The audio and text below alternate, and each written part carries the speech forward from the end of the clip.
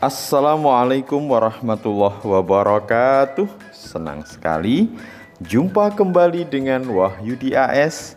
Kali ini kita akan sajikan modul berkenaan dengan asesmen awal bagian yang kedua, yang akan menyajikan berkenaan dengan tes diagnostik matematika untuk SD ataupun MI kelas 4 ya. Silahkan disimak dengan baik dari awal hingga akhir. Mudah-mudahan kalian bisa memahaminya dengan mudah, dan tentunya jangan lupa like, share, subscribe, dan bunyikan loncengnya. Tes diagnostik ini disajikan untuk memastikan kalian memiliki kesiapan untuk bisa belajar matematika, khususnya nanti di SD ataupun di MI di kelas 4 ya. Oke, semoga kalian siap betul-betul untuk belajar matematika di kelas 4 ya. Perhatikan permasalahan yang diberikan ya. Berilah tanda silang pada pilihan A, B, C, atau D yang dianggap benar. Perhatikan gambar berikut. Siti memakan satu potong kue seperti pada gambar ya. Pertanyaannya adalah nilai pecahan dari bagian kue yang dimakan Siti itu berapa ya. Kalau kita amati, kue ini dibagi menjadi 1, 2, 3 ya, 3 bagian yang sama besar. Sementara Siti memakan satu bagian. Nah, sehingga yang dimakan Siti adalah satu bagian dari keseluruhan adalah 3 bagian. Jadi kalau yang dimakan Siti dinyatakan dengan pecahan, maka merupakan pecahan ya 1/3. Jawabannya adalah yang A ya. Oke, bisa dipahami ya? Ya, cukup mudah ya. Permasalahan berikutnya, perhatikan gambar berikut ya. Lingkarilah sendok-sendok di atas agar mendapat nilai pecahan 1/3 ya. Jadi kita diminta melingkari sendok-sendok itu sehingga didapat pecahan 1/3. Kita amati di sini sendoknya ada 1, 2, 3, 4, 5, 6 ya. Jadi ada 6 sendok. Karena kita diminta nanti pecahannya adalah 1/3, maka 1/3 ini kita arahkan nanti pembaginya adalah 6 ya. Jadi ini kalau ini pembilang, ini penyebut, penyebutnya bisa diharapkan menjadi 6 karena sendoknya ada 6. Tentu berarti ya kita kalikan 2 ya nanti, agar nanti tidak mengubah pecahan. Yang atas juga kita kali 2. Sebenarnya kita sedang mencari bentuk pecahan yang senilai ya. Oke, ini nanti kalau kita hitung 3 kali 2 itu 6 ya. 1 kali 2 2 ya. Berarti pecahan 1/3 itu senilai dengan pecahan 2/6. Nah, sekarang sendok itu yang kita ingin dapatkan nilai pecahannya 1/3 itu senilai dengan 2/6. Berarti 2 sendok terhadap 6 sendok. Kalau kita lingkari pecahan 1/3 itu berarti 2 sendok terhadap 6 sendok. Jadi nanti ada pecahan 1/3 ya sebanyak 3. Nah, sehingga kalau nanti di total ya menjadi 1 utuh ya. Jadi satu lingkaran ini menunjukkan pecahan 1/3. Oke, berikutnya perhatikan garis bilangan berikut. Tuliskan urutan pecahan yang benar, setengah, sepertiga, seperempat pada garis bilangan di atas. Ingat ya bahwa pada garis bilangan ini semakin ke kanan ya nilainya semakin besar ya. Sementara nanti sebaliknya semakin ke kiri nilainya semakin kecil. Sehingga untuk bisa mendapatkan urutan yang benar berarti kita harus bisa memastikan urutan dari setengah, sepertiga, seperempat ini yang paling besar mana, kemudian yang mungkin paling kecil seperti apa, yang mana ya. Oke, untuk bisa memudahkan kita untuk mengurutkan pecahan ini, maka pecahan ini harus kita jadikan penyebutnya sama ya. Karena di sini 2, 3, 4, maka yang paling mudah bisa kita arahkan ke penyebut berapa? Ya 2 kali 3 kali 4 gitu ya. Nah, berapa? Ya 24. Nah, masing-masing bisa dibagi 2 ya. Berarti nanti bisa kita arahkan ke penyebut 12 ya. Oke, sekarang kita coba ubah pecahan setengah ke penyebut 12. Berarti dikali 6 masing-masing penyebut dan pembilangnya, jadinya 6/12 ya. Oke, sementara kalau sepertiga agar menjadi penyebut 12 nanti penyebutnya 12, maka kita kalikan 4 ya.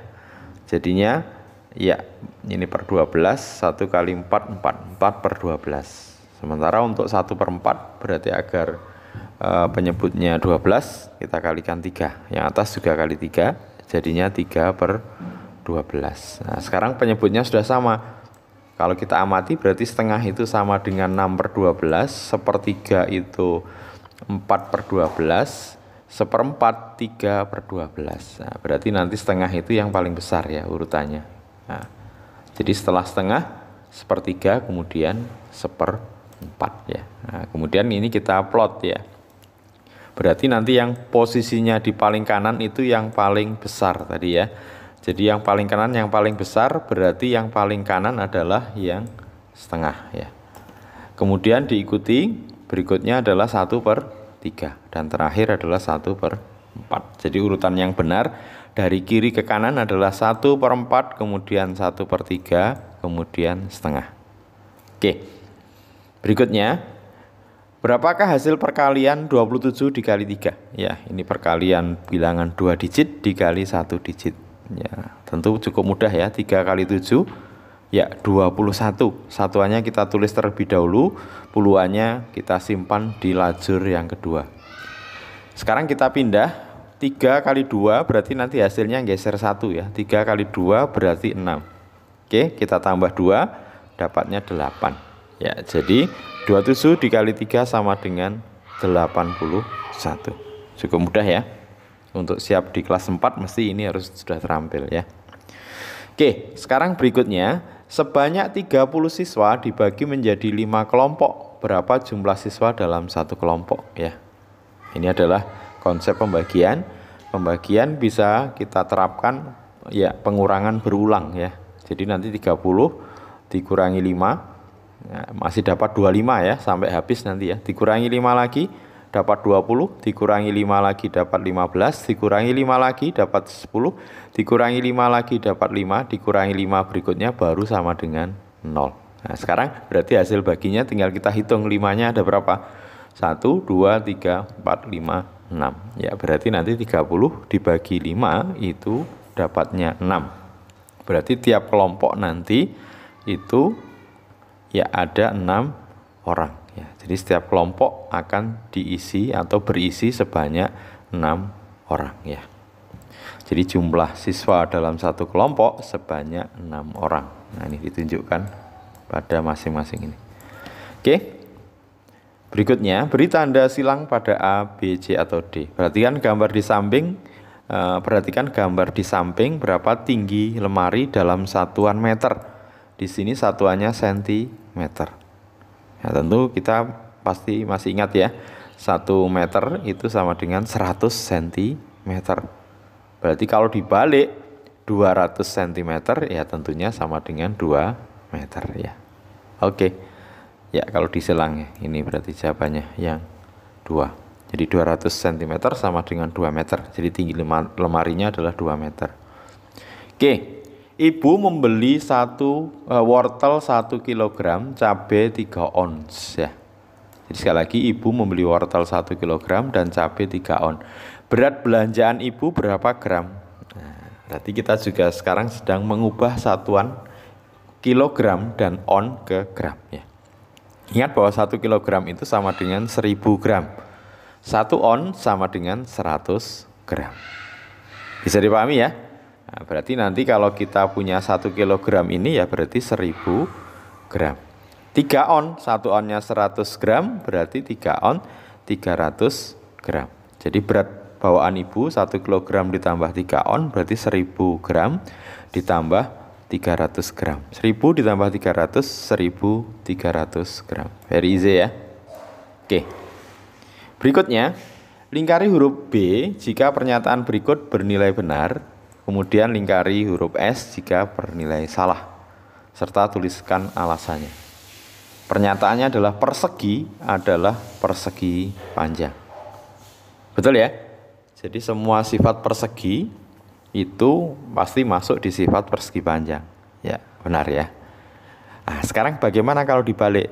Persegi panjang adalah persegi. Nah, ini yang salah ya. Jadi artinya tidak setiap persegi panjang adalah persegi, tapi setiap persegi panjang adalah persegi. Nah, ini betul ya. Oke, lingkaran huruf B jika pernyataan berikut bernilai benar dan S jika bernilai salah, serta tuliskan alasannya. Perhatikan gambar berikut, nilai 60 jumlah siswa. Nah, bintang menunjukkan mewakili satu orang. Berarti 60 ini ada 1, 2, 3, 4, 5. Ada 5 bintang ya, berarti ada 5 orang. Nilai 70 diperoleh oleh 1, 2, 3, 4, 5, 6. 6 bintang, berarti diperoleh oleh 6 orang. Nilai 80 diperoleh oleh 1, 2, 3, 4, 5, 6, 7, 8. Berarti diperoleh 8 orang. Nilai 90 diperoleh 1, 2, 3, 4. 4 orang ya. Dan nilai 100 diperoleh 1, 2, 3. 3 bintang berarti 3 orang. Nah, ini perhatikan, cukup hati-hati yang ditanyakan ya. Selisih banyak siswa yang memperoleh nilai tertinggi. Banyak siswa yang nilai tertinggi. Nah, ini nilai tertingginya adalah 100. Yang memperoleh nilai 100 ada 3 orang ya. Kemudian banyak siswa yang memperoleh nilai terendah. Nah, nilai terendahnya adalah 60. Yang memperoleh nilai 60 sebanyak 5 orang. Kita diminta untuk mencari selisihnya. Berarti selisih yang mendapat nilai terendah itu ada 5 orang. Banyaknya siswa yang memperoleh nilai terendah 5 orang, yang tertinggi 3 orang. Berarti selisihnya 5 dikurangi 3 sama dengan 2. Betul ya? Ya, pernyataannya adalah betul. Oke, terakhir. Tarik garis untuk memasangkan sudut-sudut berikut dengan jenis sudutnya. Sudut A. Kalau diperhatikan sudut A adalah ya, sudut siku-siku. Berarti A kita tarik ke sudut siku-siku. Sudut B kita amati, ya, sudut B tidak sampai 90 derajat ya. Berarti merupakan sudut lancip. Sementara sudut C ya lebih dari 90 derajat kurang dari 180. Berarti merupakan sudut tumpul. Oke, semoga bisa dipahami dengan mudah. Tetap semangat ya. Mudah-mudahan kalian sukses belajar di matematika kelas 4. Terima kasih. Assalamualaikum warahmatullahi wabarakatuh.